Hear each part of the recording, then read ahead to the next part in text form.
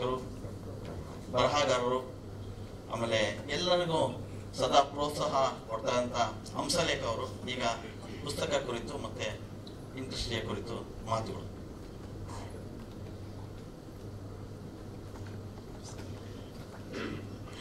ಎಲ್ಲರಿಗೂ ನಮಸ್ಕಾರ.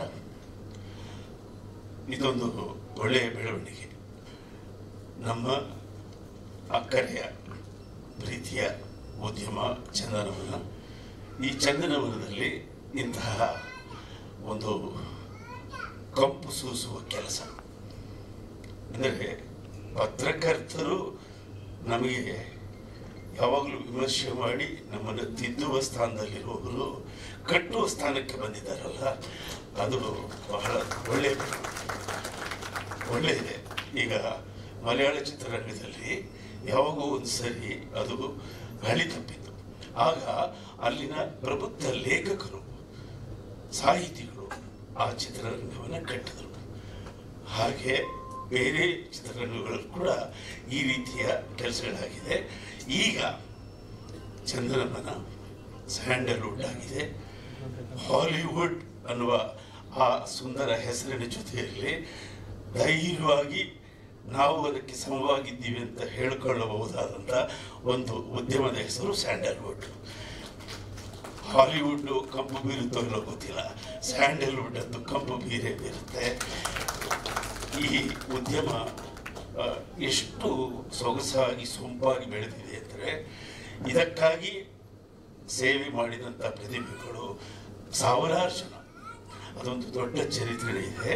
ಆ ಚರಿತ್ರೆಯ ದಾಖಲಾತಿಗಳು ಈ ಚಂದನವನದ ಚಿಲುಮೆಗಳಲ್ಲಿ ಇದ್ದರೆ ಬಹಳ ಸಂತೋಷ, ನಾನು ಸಂತೋಷ ಪಡ್ತೀನಿ. ಆ ಚಿಲುಮೆಯಲ್ಲಿ ನಾನು ಕೂಡ ಒಂದು ಎಳೆಯಾಗಿದ್ದೀನಿ ಅನ್ನೋದು ನನ್ನ ಸಂತೋಷ. ಇದು ಚಿಲುಮೆಯ ಬಗ್ಗೆ ಇವರು ಮಾಡ್ತಾ ಇರೋದು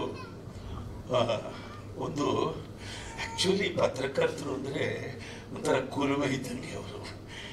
ನಾವು ಮಾಡಿದ ಒಡವೆ ಇತ್ಯಾದಿ ಕಲಾಕೃತಿಗಳನ್ನು ಆ ಕುಲುಮೆ ಹಾಕಿದ್ರೆ ಅದು ಎಷ್ಟು ಗಟ್ಟಿ, ಎಷ್ಟು ಅಪರಂಜಿ, ಎಷ್ಟು ಚಿನ್ನ, ಎಷ್ಟು ವ್ಯಾಲ್ಯೂ ಅಂತ ಹೇಳಬಲ್ಲಂಥ ಕುಲುಮೆ ಅದು.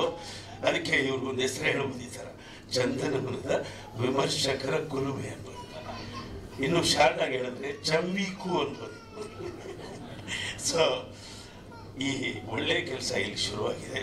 ಇವತ್ತು ಉದ್ಯಮ ಬಹಳ ದೊಡ್ಡದಾಗಿ ತೆರೆಕೊಂಡಿದೆ.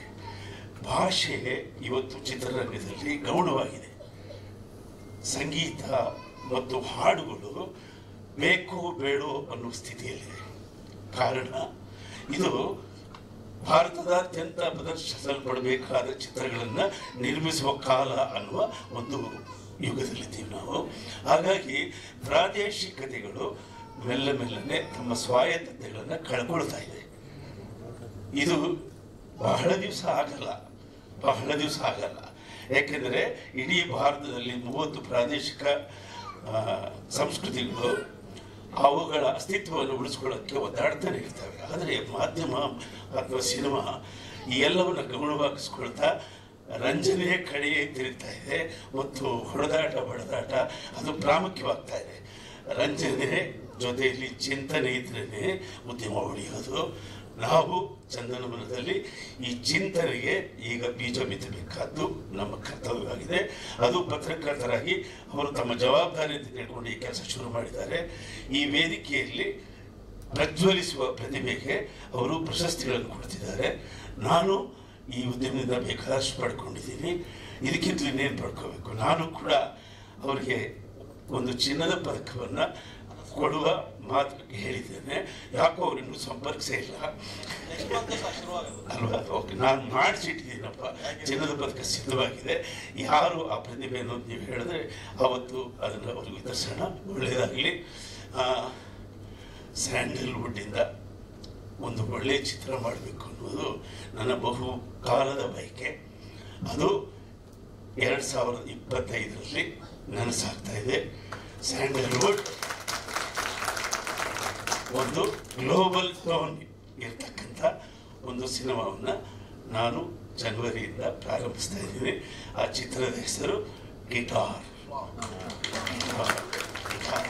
ಆ ಗಿಟಾರ್ನಿಂದ ಬರುವ ಧ್ವನಿ ದೇಸಿ ಧ್ವನಿಯಾಗಿ ಗ್ಲೋಬಲ್ ಧ್ವನಿ ಆಗಲಿ ಅಂತ ನೀವೆಲ್ಲ ನನಗೆ ಹರಿಸ್ಬೇಕು ಅಂತ ಈ ವೇದಿಕೆಯಲ್ಲಿ ಕೇಳ್ಕೊಳ್ತೀನಿ. Thank you sir. ಅಲ್ಲೇ ಒಂದು ನಿಮಿಷ.